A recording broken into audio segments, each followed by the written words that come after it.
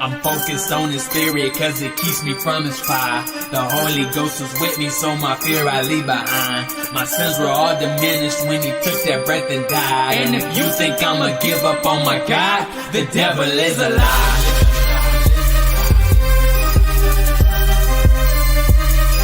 The devil is a lie.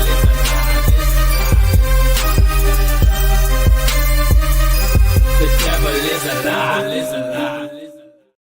Hello. Welcome to Black Tea News. I'm your host, Christina Barr, and today we're going to be talking about a little bit about the Comey indictment. This pro-lifer who was punched in the face while having a friendly debate, or she thought it was friendly, and during like a man on the street video, and she got popped in the nose, and there was all this blood and stuff, and the case got dropped, even though it's on camera. So I want to talk about that, the injustice of her not getting justice, and kind of the two-tiered system, even like the reaction from the left with people like pulling out their hair because of Comey's indictment versus like just all the ways that they came after Trump, and not just Trump but his allies as well.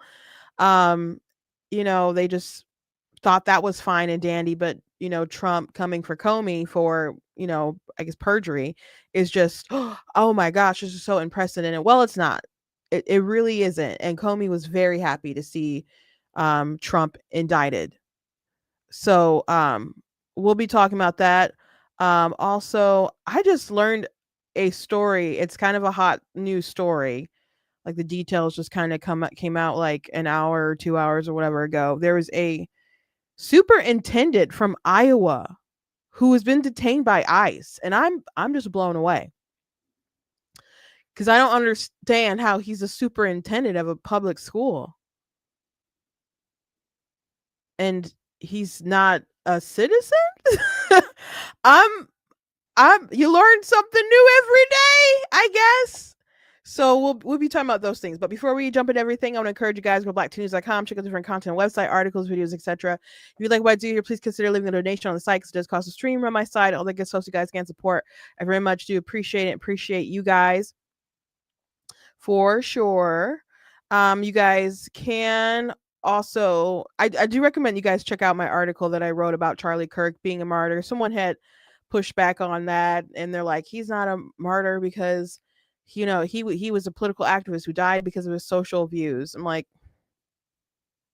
why do you think his social views were what they were, guys? Like, why do you think that is? So definitely I would say was a martyr. So go ahead and check out those articles that you can find on the website. You guys can also check out different merch that's available, different t-shirts and things like that, different mugs, like my pumpkin spice mug. Where is it? Pumpkin spice season. Go ahead and get that stuff. We got the You Are Not That Special. Also got that in a mug. Got the black tea mug and all kinds of stuff. There's also a bunch of books you guys can check out.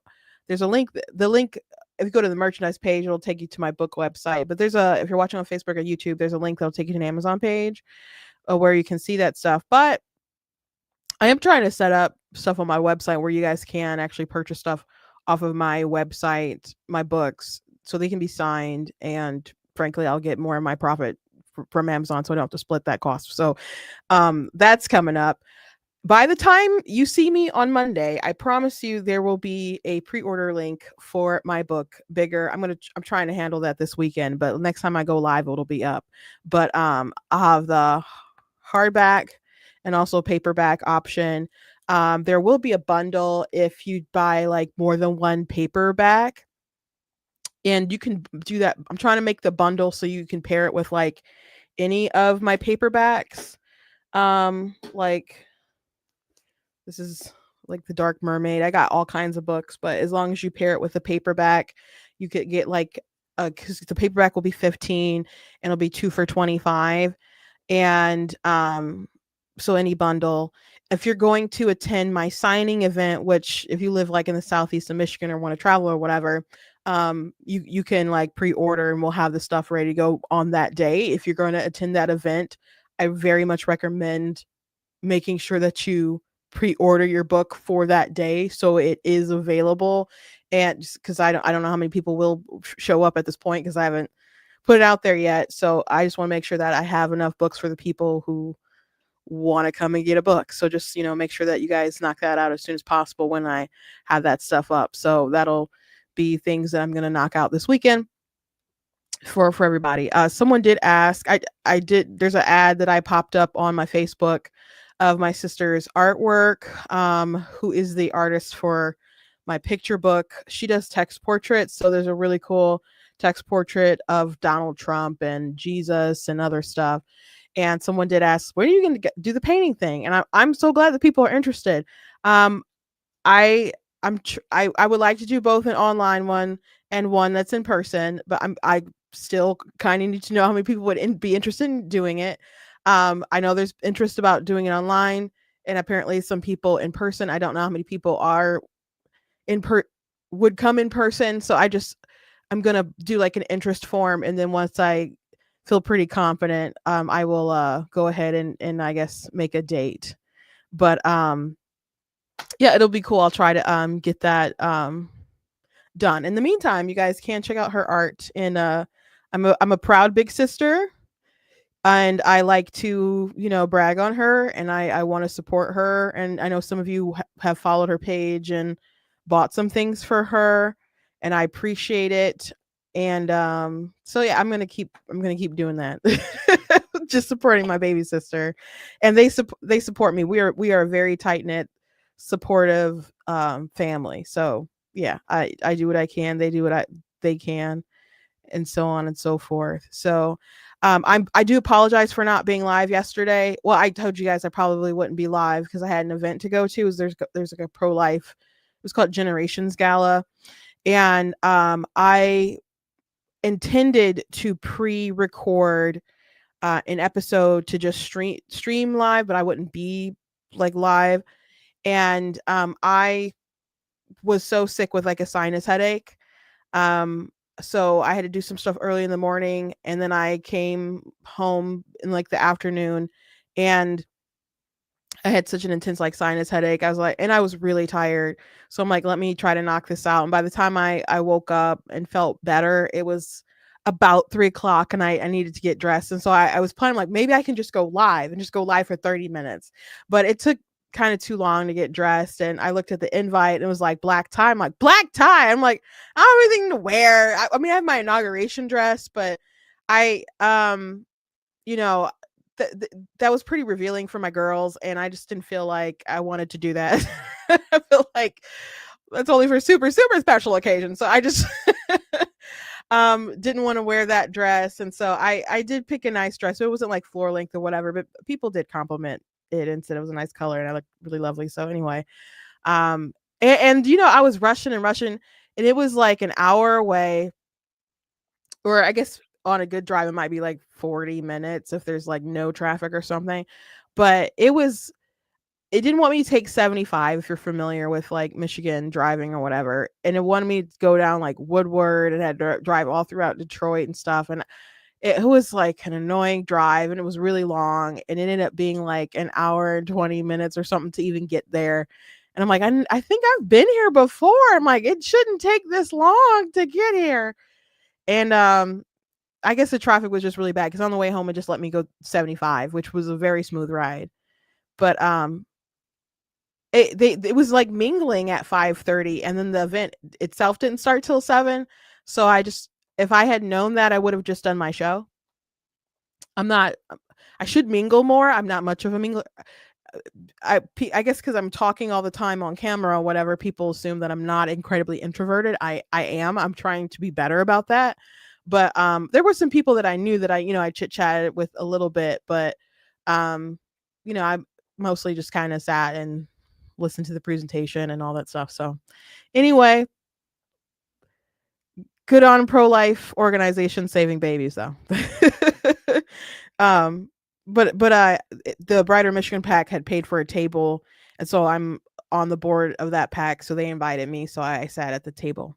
Anyway, that was what happened yesterday. Some people were concerned. I appreciate you being concerned. It wasn't anything too serious, though I do really hate having sinus headaches, and I don't know, I hope there's something I can do about it because I'm like really sick of it happening. Anyway, let's get to some news today. So this is one of the crazier stories right now to me. I just saw this. It's a pretty hot news story. Um a senior ICE official tells Fox News that today ICE arrested the superintendent of Des Moines, Iowa public schools, Dr. Ian Andre Roberts. And I'm flabbergasted. Absolutely flabbergasted because I don't understand how this man became the superintendent. I don't understand. I'm baffled, guys. Really baffled. Really, really baffled. Um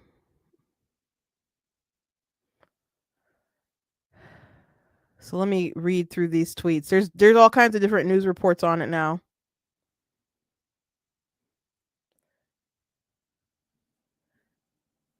Okay, so breaking, a senior ICE official tells Fox News that today the ICE arrested a superintendent of Des Moines, Iowa public schools, Dr.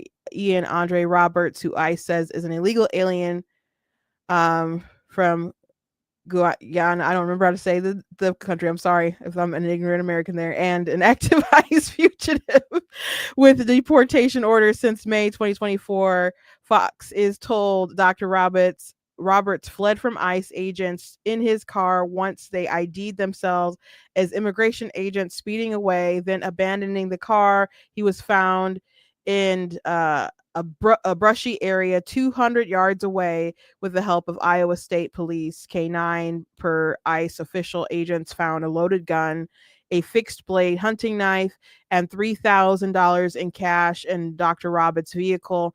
Per senior ICE official, Roberts first entered the U.S. in 1999 on an F1 student visa at St. John's University, was removed from the United States on May 22nd, 2024. So that predates, Trump being president again. So a lot of these folks who the Trump administration are like rounding up and deporting, keep in mind that a lot of them already went through the court system, had final deportation orders, and they just weren't being deported. So, they have their day in court. And but this is wild to me. So again, prior to Trump being president, with proceedings being held in absentia on April 24th, 2025, an immigration judge in Dallas, Texas, denied a motion to reopen his immigration case. So again, that's that's in the Trump era. So that I guess but the judge didn't want to do it. Fox has told Dr. Roberts also has weapons arrest in 2020, though the disposition of that charge case is currently unclear. So I don't know if that had something to do with why he was getting deported and they wouldn't reopen the case or whatever.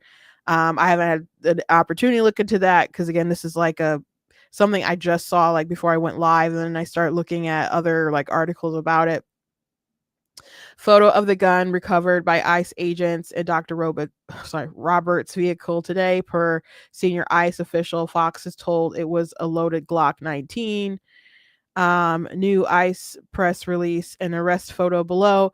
ICE arrest criminal alien serving as Des Moines public school superintendent, prior weapons charges, in possession of a loaded handgun at time of arrest.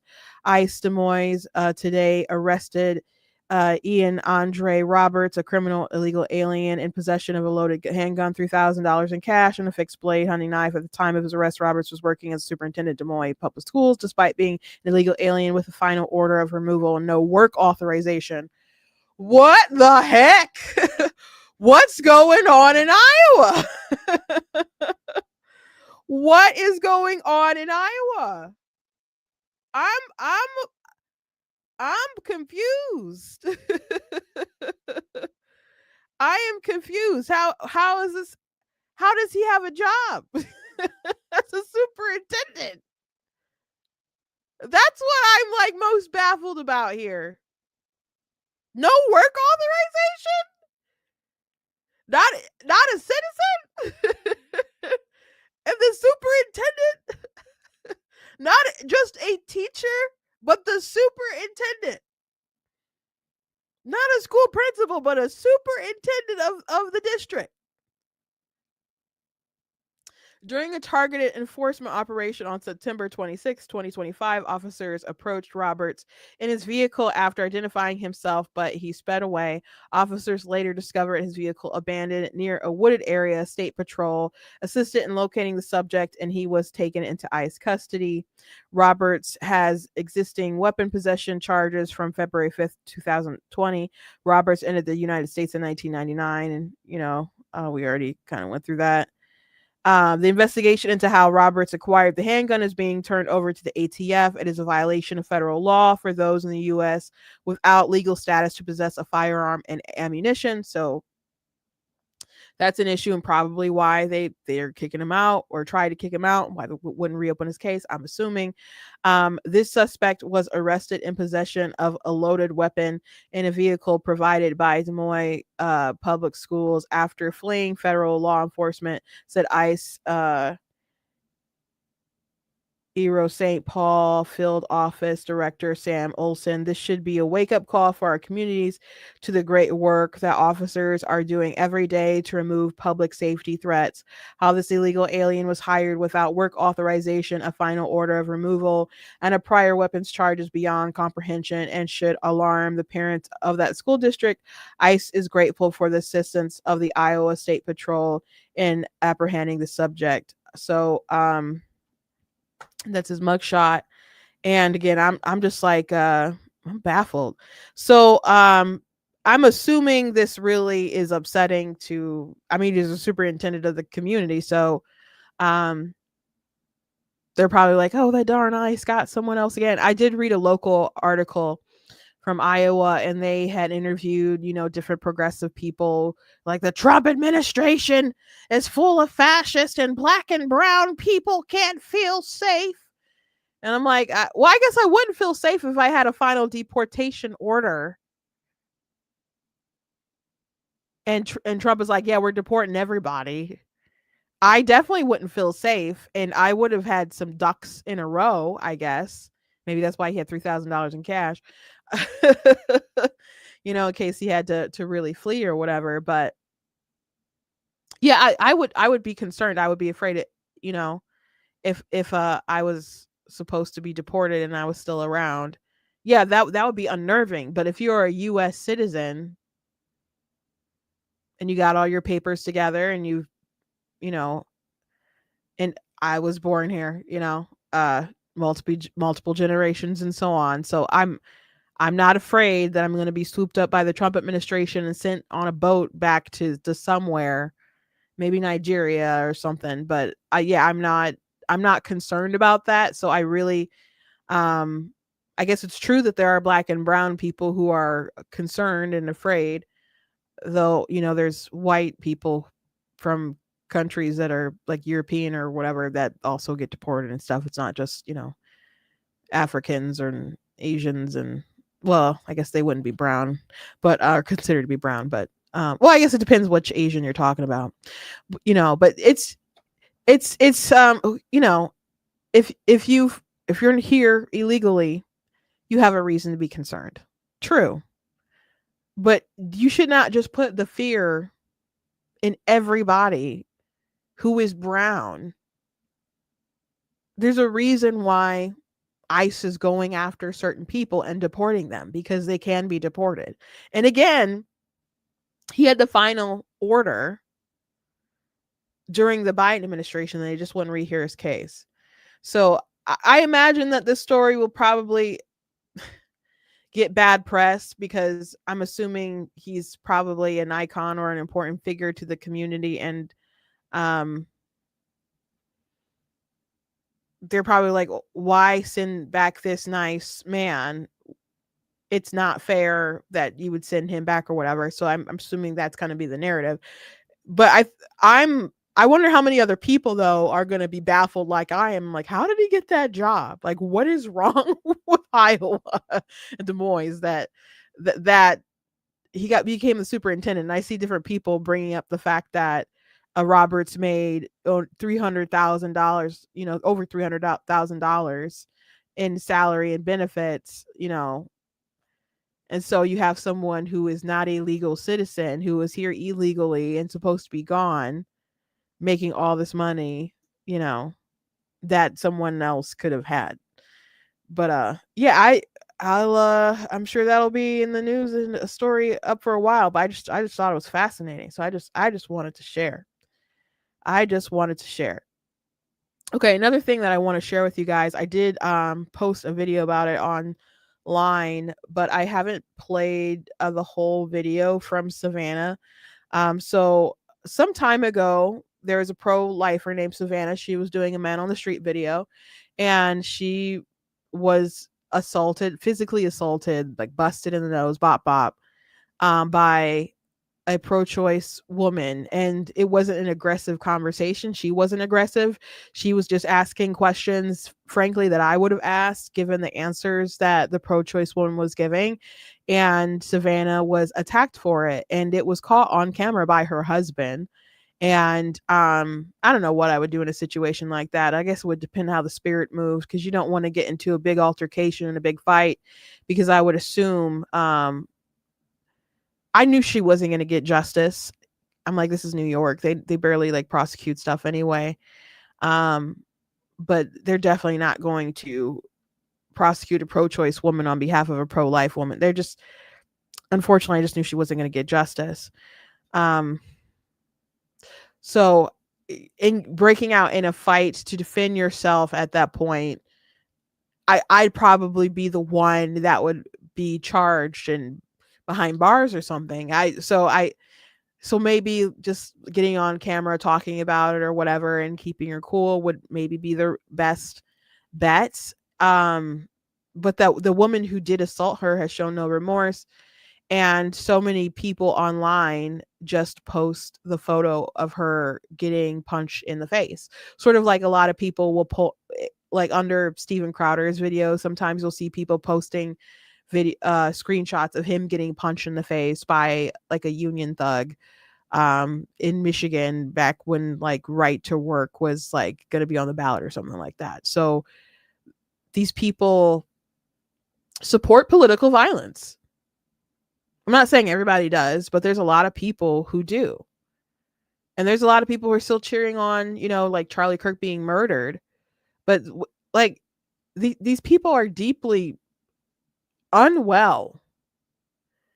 And the fact that people would have like no issue doing a lot of this stuff in public is really disturbing, because why would you do that unless you felt like, one, it was okay to do that, but there would be no repercussions to your actions, because you really feel like there's so many people who would agree with that. There's a woman from Michigan who's running in the 13th congressional district. I'm not in 13, I'm in 11 right now, but her video was just so terrible, because she was celebrating that Jimmy Kimmel was coming back. She's like, how does it feel? We got our guy back, but you guys can't get your guy back. And so she's making the rounds on social media. People are sharing it, talking about how terrible she is. And then she's like, okay, people in Michigan, especially people from Detroit, because there's a lot of Black people from Detroit, do you miss Charlie Kirk? It's like, even if they don't miss Charlie Kirk, which I could call on a couple Black people who are very upset that Charlie Kirk was killed, and even people who may not like Charlie Kirk, but would still be like, you should not murder people for their opinion. But she's just all in, like, hey, it's okay to go after him and to say terrible things about him and rejoice in his murder, because in her opinion he said bad things about Black people, things that they're mostly making up. So anyway, we can't keep going like this as a country. We have to restore some semblance of decency you know, but I don't know what it's going to take for the other side to get right. I don't. I don't, because there's like no remorse and no one who really wants to rein them in on their side of the aisle. The only person who's like making any sense is John Fetterman, who's saying don't call your opponent Nazis and all this other stuff. Like, we need to tone down that rhetoric. But everyone else is like either trying to play both sides or just like change the subject or make it seem like people like Charlie Kirk kind of got what he deserved, and still, you know, saying that Trump is a fascist and all this other kind of stuff. They're not toning it down. And I'm not surprised they're not toning it down, because they didn't tone it down after Steve Scalise nearly died. And by the way, it wasn't Steve Scalise that nearly died. I mean, other people were in you being shot at that day at the for the congressional baseball shooting, but he was actually wounded and did almost die. And the left, like, all they I mean, they were like, oh, we got to be unified, and by the way, gun violence is bad and we should do something about gun control. But there was no reflection on, hey, maybe we shouldn't say that Republicans are murdering people because they won't vote the way we want them to vote on healthcare. There was no reflection there. Anyway, let's play this video from Savannah. On April 3rd, 2025, I, Savannah Craven Entau, was brutally assaulted in the streets of Harlem while conducting interviews on Planned Parenthood. The entire shocking interaction was caught on camera by my husband, leaving no doubt that the assailant, Breonna J. Rivers, was not only guilty of aggravated assault, but also exulting over her own vicious criminal act. Rivers was arrested and reportedly charged with felony assault. But after an interview with 2 prosecutors, I was informed that the felony had been downgraded to a misdemeanor. Despite indisputable video evidence of brutal assault and battery, producing significant injury, trauma, and resulting in over $3,000 in medical bills. Over the next few weeks, the Office of the New York District Attorney, Alvin Bragg, infamous for its 2-tiered system of justice that favors criminals over victims, failed to pursue the case. On July 23rd, 2025, I find out the prosecution simply allowed this misdemeanor to be dismissed on speedy trial grounds, apparently due to the prosecution's failure to file a certificate of readiness. I was never advised by the prosecution that my case had essentially been abandoned. As a matter of fact, the prosecutor assigned to handle my case isn't even admitted to the New York bar, just an inexperienced law school graduate. Yet he was able to handle my case under a student practice rule, which is supposed to apply to only very minor offenses. Prior to the dismissal, the prosecutors failed to communicate with me and with my lawyers, and the failure to communicate continued after my lawyers intervened on my behalf to try and find out how this case could be dismissed. To this day, my lawyers and I have received 0 reply, despite multiple text messages, emails, and phone calls. It is inconceivable that a violent assault case such as this, one that received widespread media attention, including that shocking video, would be put into the hands of somebody not even admitted to the New York bar, who then allowed for the case to be dismissed. It is hard to avoid the conclusion that this case was deliberately sabotaged. To this day, my assailant, Breonna J. Rivers, continues to show 0 remorse and make jokes about her act of violence toward me and other pro-lifers. I do not want clicks, fame, or sympathy for what happened to me. I want justice for the countless pro-life and conservative activists that go out and peacefully stand up for what they believe in. And justice for the thousands of preborn children who will be aborted today, tomorrow, and the next. No one on either side of the aisle should experience physical violence for using their First Amendment right. Shame on you, Alvin Bragg. Yeah, so again, I'm not surprised. I mean, Alvin Bragg, that she didn't receive any justice. I'm just not surprised. And the fact that this woman is just still going on and is proud of what she did, knowing that she's not going to get away with it, that sets such a bad standard when people know they're going to get away with crime, especially violent crime caught on camera. Like, it's bad enough when you see all of these videos of these flash robberies where a bunch of people come in to rob jewelry stores or other stuff, and they just believe that they're going to get away with it. I mean, with the clothes stuff in California, like, if, as long as it's under like 900 and something dollars, then they weren't going to really be prosecuted or whatever. So people kept committing crime. People were breaking into people's cars. People were telling you, if you went to California, just like keep your doors open and your trunk open and windows down and stuff, so people can see that there's nothing in your car, so they won't break the windows, and try to look and steal something. We should not have to live that way. We shouldn't have to live that way. People, I'm thinking about Trump's article that he wrote way back in the day after the Central Park Five about bring back the death penalty. And people, if you haven't read it, I did type the whole thing up because people will point to it. And it's like, he called for them to be executed and stuff. The entire piece is really just about how lawless New York had gotten at that time, and how the city had basically been held captive by these folks who go out and commit all kinds of crazy stuff. You can't even take your family on a stroll in Central Park because the criminals are just running amok, and they should fear some kind of retribution. They should. So that's his attitude, and it really hasn't changed. I really hope that the Trump administration will look into this and do what they can about this. I hope they do something about this. Now, even some people are like, well, she can still sue. She could spend her money and time just suing that woman to keep her accountable. But I'm not positive if they have to do something in New York that she would still get some kind of justice then, because people, unfortunately, some people are just so ideologically driven that they cannot engage with our justice system fairly and accurately and just go by the facts. I'm not saying that she shouldn't do it, but that woman should go to jail. That woman should go to jail. She didn't say anything that warranted that kind of response. Nothing that warranted that kind of response. And to see this after Charlie Kirk got killed, just know there's like no repercussions for this stuff is just wild. Let me show you guys this video of I think I saved it. Hold on.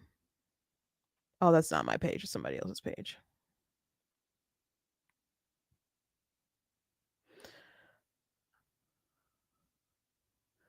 Kristen Hawkins was on a college campus. She's the president of Students for Life, and she started talking to a young woman who said that she was glad about what happened to Charlie Kirk, and she had no good reasons as to why. She just believed he was a Nazi. Do you believe my friend Charlie? Do you think he deserved an assassination? Bro, he was a Nazi. That's not a good conversation. That's actually not true. I'm just What's gonna say the proof something. that Charlie was a Nazi? That he advocated for the death of trans and gay people. He advocated No, for the he death did of... not. That's actually been disproven multiple times. Okay, if that's you not the actually look conversation up that the I clip. came to Okay, have with because you can't defend it. Okay. No, it's because I don't want Say to defend something it. terrible about somebody who was just assassinated. Why can't you just say that Because he I was a disagree? Nazi. So you think he got what he deserved? Yeah. Look at her, just looks nuts. Yeah.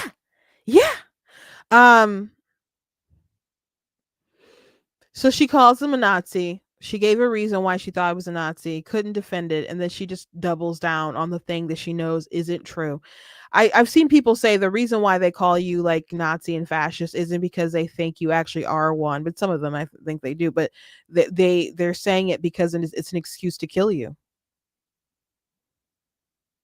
Charlie Kirk was killed by someone who said he was hateful. And there's all these people out here celebrating it and saying he got what he deserved because they too believe that he's hateful. And then there's people who are clipping up sound bites to put things, compiling stuff, putting stuff out of context. Some people just straight up like fabricating clips Like I mentioned the other day, I think that someone took a clip of him talking about how we need to have like public executions for pedophiles and hang people or something, and they took out the part about the pedophiles, so they just believe that Charlie Kirk advocated that we should just go around hanging people.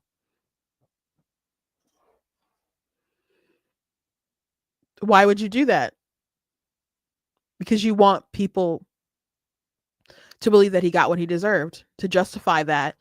So probably so if it happens again, we can just rinse and repeat. This is sad. This is sad. Yeah. Hi to the camera. Hi to the camera. Do you hear what you're And that's crazy. Hide the camera.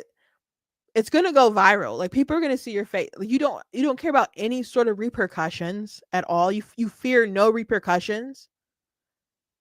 There, people like cancel culture.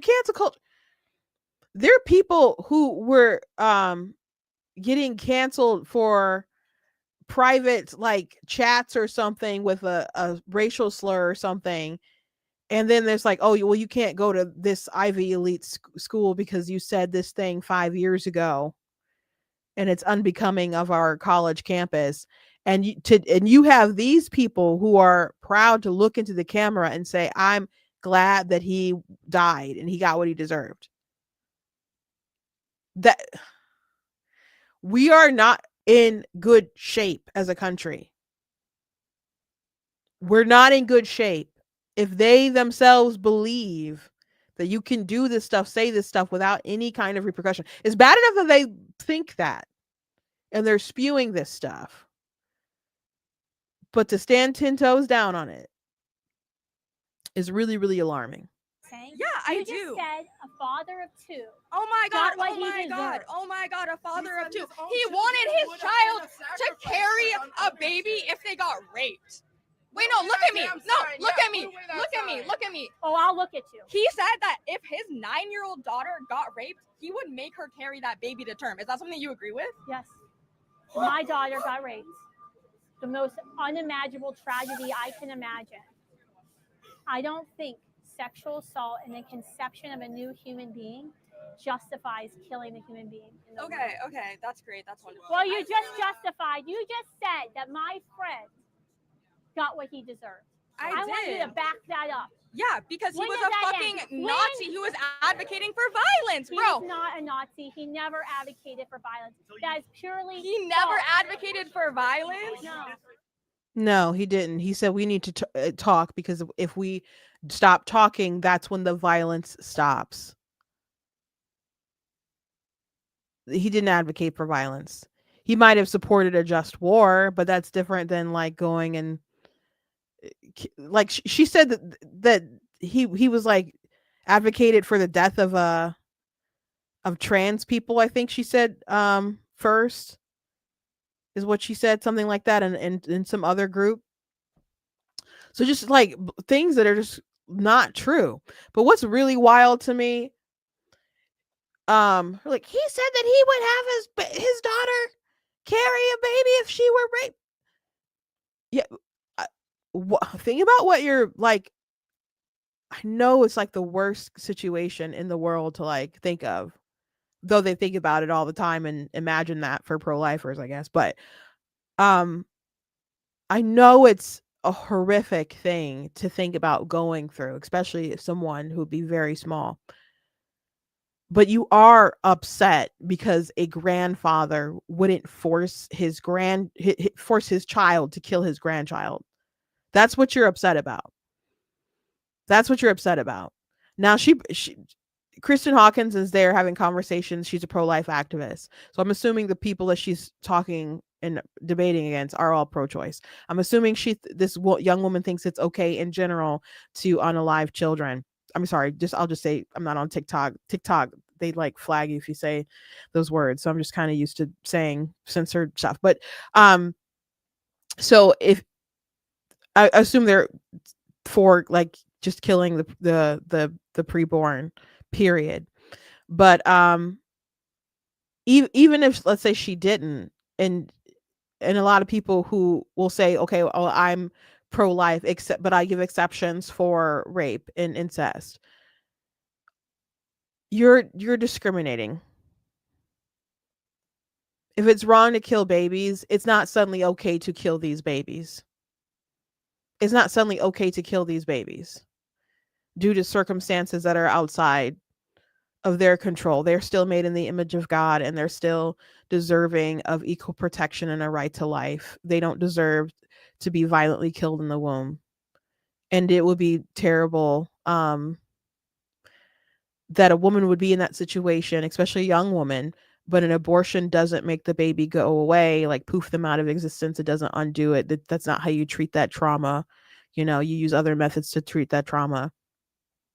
And we should not give more rights and dignity to the rapist than we would the actual child. So here they are, upset that Charlie Kirk was like, I don't want to kill my grandchild. And, he would obviously try to help her to the best of his ability to get through something like that, because that's his position. She's doubling down on he deserved to die. Oh, I guess I'm included in that.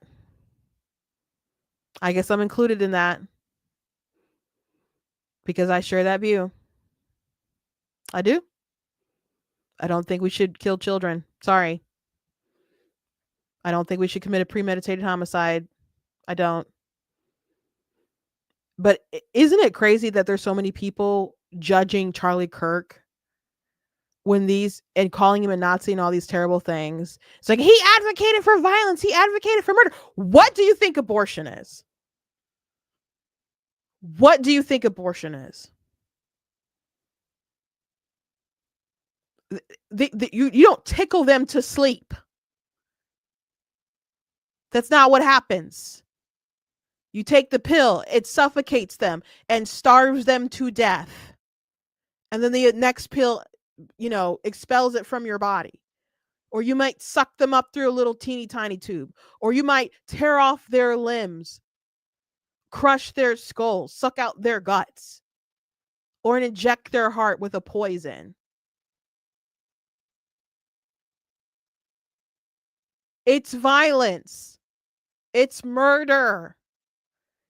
And we kill at least like 1 million a year in this country. Charlie Kirk, I saw, people get on him. Well, they keep bringing up that he said, oh, he died from gun violence, but he was okay with certain people, amount of people dying from gun violence. So I guess he's just a statistic. You're misrepresenting his position. His position is, as long as we have firearms in this country, we're going to have some gun deaths.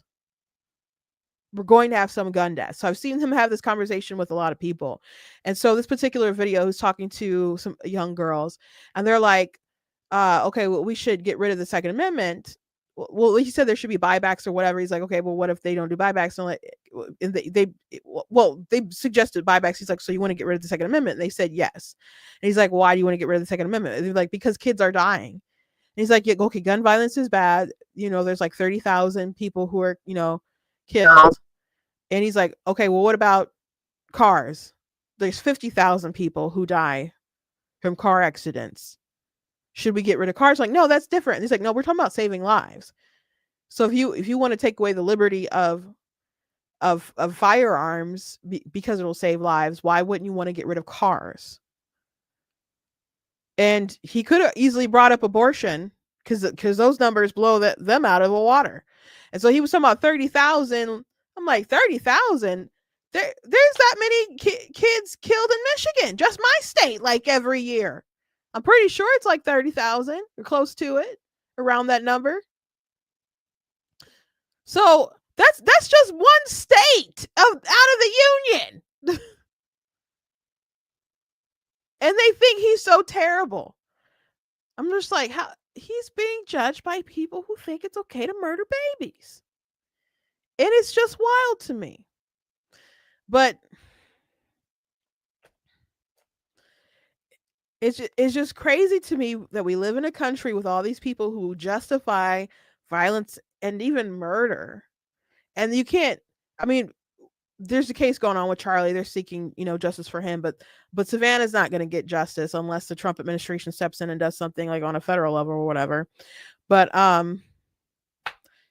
she's not going to get justice, even though Alvin Bragg is the one who decided to go after Donald Trump and make him a felon for the crime of writing some checks and labeling it as a business expense when he was paying for a private matter with private funds. Anyone who mentions Trump being a felon, I'm like, okay, you either are ignorant about the case or you are super corrupt. Because when Alvin Bragg started talking about that indictment, people were openly saying, okay, this case is just dumb. Okay, but they went through it anyway, and now they're like, oh, well, Trump's a felon, because they just wanted to be able to call him a felon. I mean, I'm sure they wanted him to go behind bars or whatever, but they, the logistics of that would have been crazy. So they probably at least just wanted to say, well, Trump's a felon. That's a felon president. Oh, he's so terrible because he's a felon. Oh, you voted for a felon. Okay, well, what he did, if he was guilty, was at best a misdemeanor. A misdemeanor that should have been timed out by then. But they had to find a way to make it a felony so they could still go after it. So they had to connect it into service of some kind of other crime. So what was the other crime that he committed? Well, they claim it was election, like breaking campaign finance laws or whatever. He didn't break a campaign finance law. Go show me the law that he broke. The argument from the left is Donald Trump, who paid back his lawyer for paying off Stormy Daniels, that he should have not used his own money from like private funds to pay for this private matter, that he should have used campaign funds, campaign contributions. Like your MAGA dad who sends off a check to Donald Trump because he wants to make America great again, that those dollars should have been used to pay off Stormy Daniels.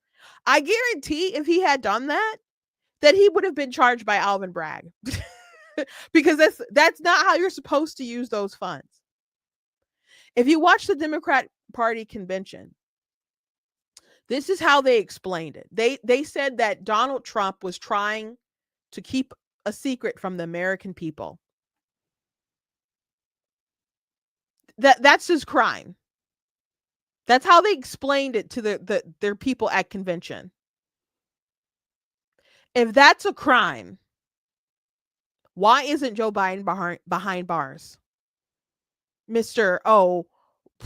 Russia, all these intelligence officials came out and said that the laptop was a Russian conspiracy or whatever. It all the earmarks of it. Okay, well, I know you got your guy Blinken to get together with some intelligence officials to conspire to make that letter so you can downplay everything. But they knew that laptop was legit. They knew that. Hunter certainly knew that. Biden certainly knew that. And there was stuff on the laptop was obviously true that people were confirming in real time as different stuff came out about it. But they wanted to just dismiss it as like Russian propaganda because, of course, Russia wants Donald Trump to win. They blamed a foreign nuclear power and said that they interfered with our election by making this propaganda. And they got Twitter to lock out the account of the New York Post. People couldn't share it. Facebook and stuff they wouldn't let you really share it. They shut down that information and the stuff that was on it. He lied about a lot of things, but that one was a pretty egregious lie.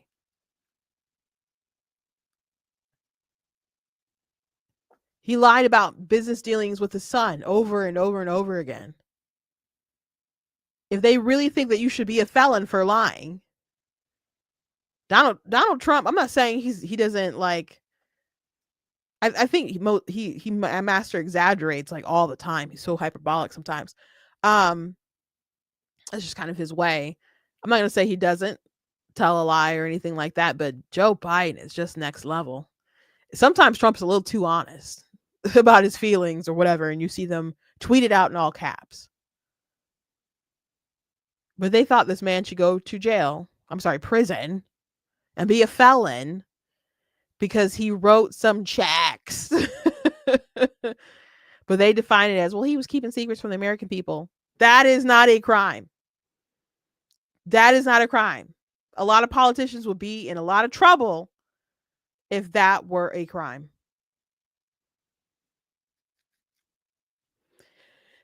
Anyway, Comey was indicted. I don't have a lot of faith or whatever that he will be convicted of anything in a federal court. Someone joked and said that the jury is going to be made up of like different news reporters or whatever. I just don't see it happening. The indictment is very short. So essentially he's getting dinged for perjury because there were some leaks that came out that apparently came from him, and he said, you know, that he didn't like know or authorize anything like that. So he's getting in trouble for that. And the way that the libs are acting is interesting, not at all surprising. But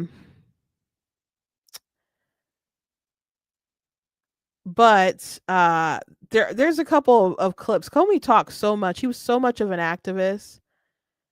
But he talked about why you need to tell the truth under oath back in 2021. And I wonder if they'll play this at the trial, if there is such a thing. The entire justice enterprise in the United States depends upon an honor system. It depends upon people when they raise their right hands in a courtroom or when they speak to an investigator at a doorway or in an office building. It depends upon them telling the truth. It depends upon them abiding a promise they made to tell the truth, the whole truth, and nothing but the truth. And we are long past the days when that oath was backed in most people by a fear of going to hell. And so it turns out it's an honor system. To get information, to be able to find the truth, and the truth is a real thing. There are facts, there are things in this life that are verifiable or falsifiable. The entire justice system is built around the notion that the truth can be found to a high degree of confidence. But to find it, you have to count on people to tell it to you. And because they might fear to tell it to you or be motivated by greed or other human flaws not to tell it to you, when you encounter a situation where someone has not told you the truth, as a federal employee, as a Department of Justice lawyer, or an investigator, you must pursue that aggressively to send a message to the others who might follow and raise their right hand or speak to an investigating agent, that they will be incentivized to tell the truth, maybe not by fear of going to hell any longer, but by fear of going to jail or being ruined. That honor system has to be enforced with an iron fist so the system will work, so the truth can be found in a reliable way. So he just told you all that it's important to go after people who lie aggressively. He told you that. He said that. Of course, he wasn't talking about himself at that time. But if that's how he feels, does Trump doesn't he have an obligation to go after Comey aggressively? Now his statute of limitations was about to be up, so that's why they had to pounce on this now. And I don't know. Excuse me. So reporters are assuming that there might be some kind of a superseding indictment that might come later with Comey. But just to get him on perjury, according to Comey himself, it's important to go after him aggressively. And he did release a video. He got his ring light together, good lighting or whatever, so he could say, you have to stand up to Trump, and you have to stand up. I know I've been a target, but you still have to speak the truth and vote like your life depends on it, because it does, and comments like that. And he's like, I want to go. He's like, let me go to trial. And I know he is like former FBI director and knows the law and all that stuff, but I just wouldn't say all that stuff, But while the libs are really upset, some people are just pointing out, I mean, way back when the lawfare was used against Donald Trump, it was no one's above the law. No one's above the law. That's what they said over and over and over and over again. You know, if the facts are on Comey's side, you know, he will be you know, exonerated. But if he did something wrong, if he lied, according to Comey, you need to go down and pursued aggressively. So folks acting like this is unprecedented, it's just not. People went after Trump, and not just Trump, but his different aides aggressively. And they just reported like, oh, that's the thing you're supposed to do. You guys know, if you've been following me for a while, there were electors in Michigan who signed their name, you know, because they believed that Trump had legitimately won the election. They believed that they were like alternate electors, and so they wanted to have that just in case. Excuse me. You know, so when, you know, in case they looked at the different states and decided that maybe Trump legitimately won Michigan, that they would, you know, use those electors or whatever. So they had their little ceremony and, you know, wrote their names in, and they were prosecuted by our attorney general in Michigan. Now it's a fraud case, and you have to have intent when it comes to fraud. And the judge ended up dropping the case because they're like, you can't prove within a shadow of a doubt or whatever that they were trying to defraud the people of Michigan. Like, they sincerely believe this, even if they are wrong, they sincerely believe this. So I just don't see how you're going to be able to prove fraud. A lot of these people, most of them are elderly people, like retired. And one of them was Kathy Bearden, who was the RNC committee woman. She's a dear friend of mine. I went to her husband's funeral. You know, I spoke at it. I sang at it. You know, it was a small, you know, dinner with the family afterwards. They invited me. You know, I would call to check up on her, and it was heartbreaking knowing what they were going through, knowing what she was going through, her family was going through, how expensive it was to defend themselves, and just the stress. And most of these people were elderly, like retirees, using their life savings, things that should be the inheritance for their children, having to sell property or whatever to be able to afford a lawyer. And the crazy thing about it is, after it got dismissed, Dana Nessel was like, I don't know, still weighing whether she's still going to pursue it or not, and like overrule the judge. And she's like, no, they did it. But I'm positive there was, she said at the beginning that she actually believed that they believed that they were the real electors, that Donald Trump actually won. And I'm like, okay, well, this case needs to be thrown out, because if the attorney general thinks that they're sincere, then how is it fraud? How is it fraud?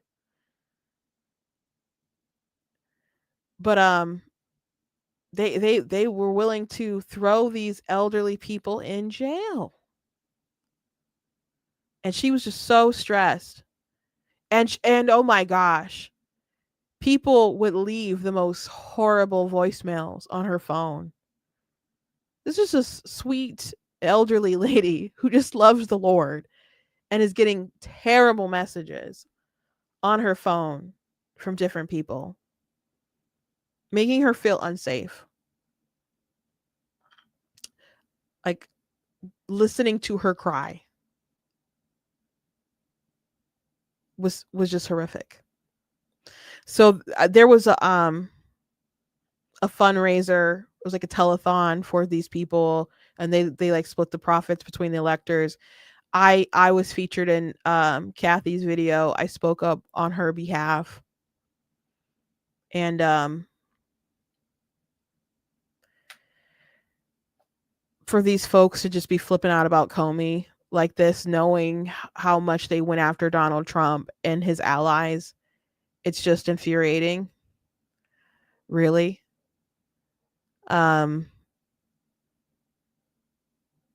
It is. People are like, this is just tit for tat. Perhaps it is.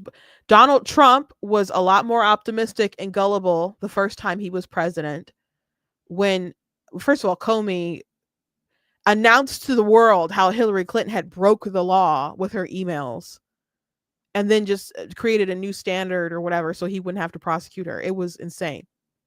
It was insane. And so Donald Trump, after he became president, he made a commitment that he didn't really want to go after her. He didn't want to go after her. And he had to suffer nonstop like investigations as he was president because of stuff that she started with the Russia collusion stuff, as which she started to distract from her emails. And Obama knew the truth. Comey knew the truth. Brennan knew the truth. They were all briefed on that stuff and knew about the stuff prior to Trump even becoming president. But then they say, hey, Hillary Clinton, she made up this stuff. Everybody can let it go. No, they didn't do that for the good of the country. They let it be divided and think that Russia planted our president. And when Trump had enough of Comey, I think, if my memory is correct, like he was just kind of frustrated that he wouldn't come out and just kind of tell the people the truth. He got rid of him, and then it triggered the Mueller investigation. Trump had to suffer through all that. Plus, he was impeached twice.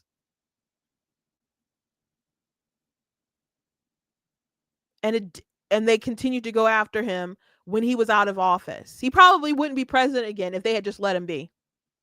If they let him just play golf for the rest of his days, Mar-a-Lago, and him like tweeting out endorsements, they could have just let that go. But they still wanted to go after him, indict him for all kinds of different things. They raided Mar-a-Lago, and he's like, well, I'm running again, shoot. I heard he kind of wasn't planning to do it until they did that. So congratulations, he's president again. But his speech during his first term versus his inauguration speech the last time, he didn't plan to just be as nice as he was before. Because he understands we can't exist if we're all playing by different rules. He thought the best thing to do for the country was to not pursue Hillary Clinton and not do those kind of different vendettas or whatever. And he found out that they were willing to do that to him. They didn't extend the same grace to him. So Trump likes a good revenge story. He likes a good revenge story. So all these people flipping out about Comey, you can shove it. You can shove it. Did he actually lie? That's the question. Did he actually perjure himself? That's the question. These people could just straight report the news. By the way, Comey set up Michael Flynn. Do you guys remember that?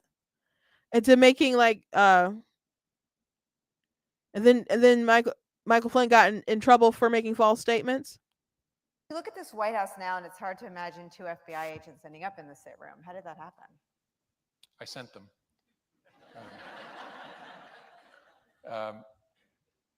Something I probably wouldn't have done or maybe gotten away with in a more organized investigation, a more organized administration, in the George W. Bush administration, for example, or the Obama administration. The protocol, 2 men that all of us have perhaps increased appreciation for over the last 2 years.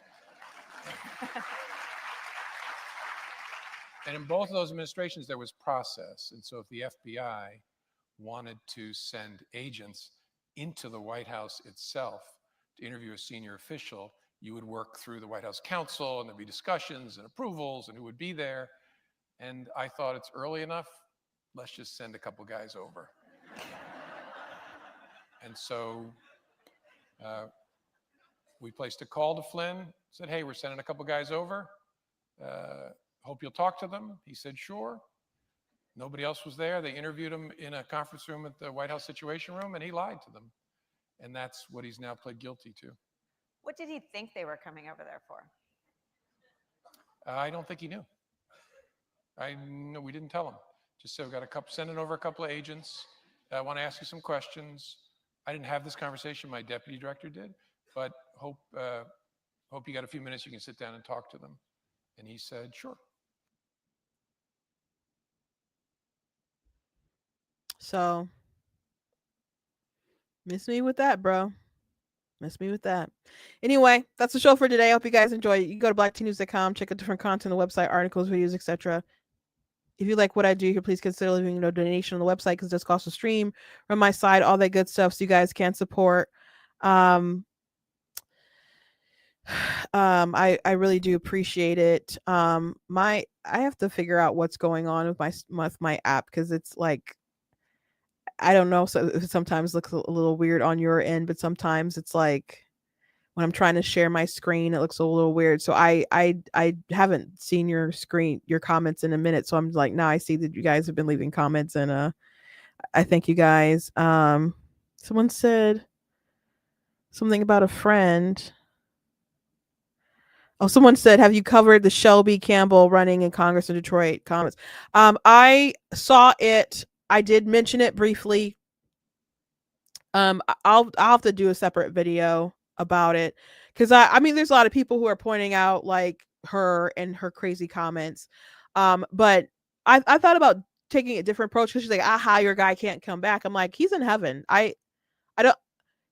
It's sad for us that he's gone, and he had such incredible work that he could continue to do here.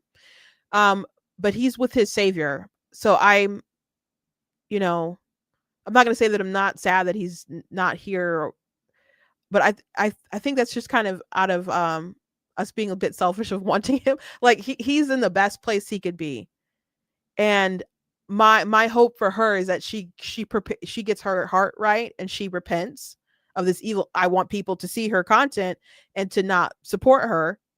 And then she did the double down video where she was like, oh, he hurt Black people and blah blah blah.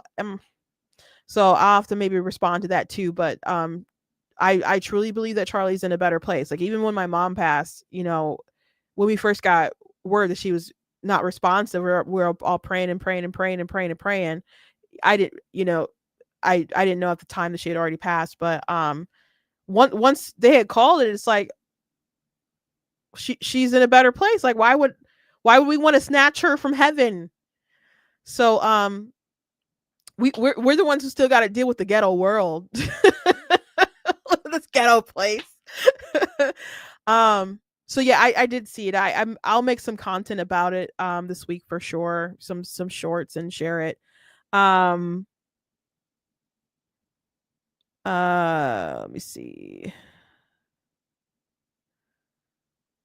I appreciate people leaving comments and stuff. Someone said, I actually cried when I saw this. I have a male friend who is a result of a rape, and I can't imagine the world without him. Yeah, it's really sad that people feel that way, and they don't see the evil of how they speak. Like there's a woman who ran against Dr. Oz in the primary. What's her name? Kathy Barnett. And her mother had her, I don't know if it was 10 or 11, but she was, raped as a young child. And her parents helped her get through it. And she said it wasn't a choice, it was a baby. So she raised Kathy. So Kathy live action did a video for it and interviewed her and told their story and just talked about how people believe in the exception. But if you believe in the rape exception, you are saying it's okay to kill people like Kathy. So if you're really so offended that someone like Charlie Kirk or myself or Kristen Hawkins would say, yes, even if someone, let's say it was your own child, was impregnated forcibly, that we wouldn't want to kill our grandchild. If you really truly are so offended by that statement, you have to be offended by the existence of Kathy Barnett. You have to be offended that she wasn't murdered by her mother and grandmother. Are you really so offended that that woman is alive? Because at the end of the day, these are real human beings. And one of the reasons why it is so hard for rape victims to carry their children, which many of them do keep them, by the way, is because society treats them like a stain that needs to be wiped out instead of treating them like they're made in the image of God. So I understand the passion that people have for the woman who was assaulted. But you need to have compassion for the children, or there's grown people walking around who are obviously conceived through unconsensual means. They're still human beings, and they deserve protection from violence. And for you to treat them more than a mistake, like a parasite, like I guess maybe stain is probably the best way to put it. And it really bothers me if you have conversation. I wrote an article about this some time ago because I think it was Gavin Newsom said something about the scenario, like, oh, they make you have your rapist child. And I'm like, it's funny that when you have conversations with a lot of pro-choice people, they'll just, I don't know, basically have demonic manifestations when you say that a baby in the womb is a child. But they will quickly call it a child when it's the rapist's child. And I find that interesting. That's when you want to claim ownership, when you are addressing the man who committed that abuse, and you want to attach the child to that instead of remembering that that's still the mother's child, and that's still a child made in the image of God. But that's when you'll call it a child, when it's the rapist's child. So yeah, I will I know that it's an issue that pro-life, it's hard for a lot of pro-lifers, and a lot of people do make that exception, but it is discriminatory. And if it's wrong to kill babies, it's also wrong to kill those babies. Now, if your stance isn't that it's wrong to kill babies, and it's they have an obligation because they created the child, and in the case of abortion, I mean, if of rape, they didn't causal obligation is what it's called. They didn't cause it to happen, make the child. Then I would still say that's not a great argument, but I could understand that. But if your argument it's wrong to deliberately take the life of the preborn, then it should apply across the board. The only exception that I believe in is life of the mother, and that's very, very rare. And even in those cases, most of the time, I don't want to say all of the time, I'll just say most of the time, you do not need to purposely intend to end the child's life. You may need to take action that may result in their death, like if you have to induce an early labor and they're just too early, so they're not going to survive, but your intention wasn't to kill the child, it was to preserve the mother's life. That's way different ethically, and than purposely deciding to end the life of a child. So that's the and I guess there's also like a self-defense principle that you could apply to that. So that's the only exception that I have. So anyway, thank you guys. I will see you on Monday, and be safe out there. God bless.